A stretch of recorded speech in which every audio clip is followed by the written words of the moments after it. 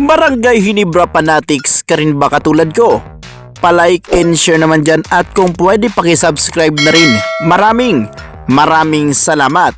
Coach Tim Con, handang-handa na. Nakaramdam nga lang ng kaba. Samantalang Justin Brownlee, hindi iindahin ang kanyang injury. Final decision at sinabi na maglalaro siya anuman ang mangyayari. Samantalang si Coach Yeng, mayroon itong paliwanag. Yan ang ating mga pag-uusapan sa videong ito. So mga boss, magaganap nga ang unang bakbakan ng Barangay Ginebra versus Rain or Shine. Semifinals na po ito ngayong May 20, kung saan ay alas 7:30 po yan ng gabi mapapanood. Magkasabay din yan ng bakbakan ng Tugintex Tropang 5G at dito na rin sa Meralco Bolts. Marami ang nagsasabi, lalong-lalo na yung mga fans ng Ginebra, na kayang-kaya nga daw durugin ng Ginebra ang Rain or Shine Elasto Painters.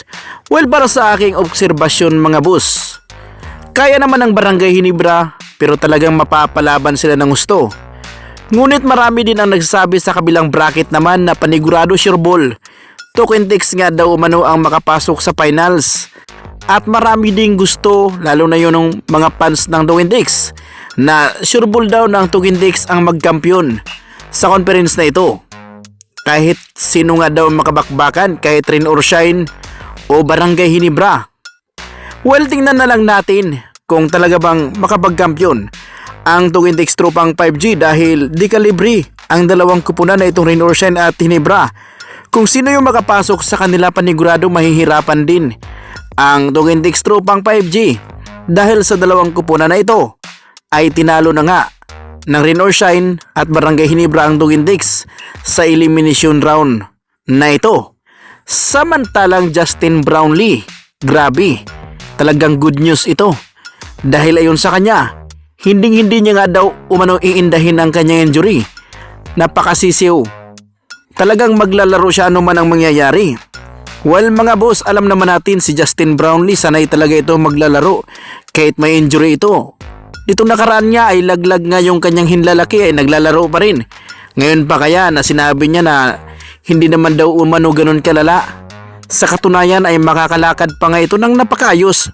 Parang wala lang daw. Kailangan lang daw ng kunting haplas. Okay na. Samantalang Coach Tim Con sa ngayon ay handa na ang kanyang mga players. Matinding pag-iinsayo pinaghahandaan ng todo ang Rain or Shine. Hindi lang ang Rain or Shine ang kanilang hinandaan ng todo dahil kung sakaling makalusot sila sa finals, Tugintex ay basang-basa na ni Tim Con.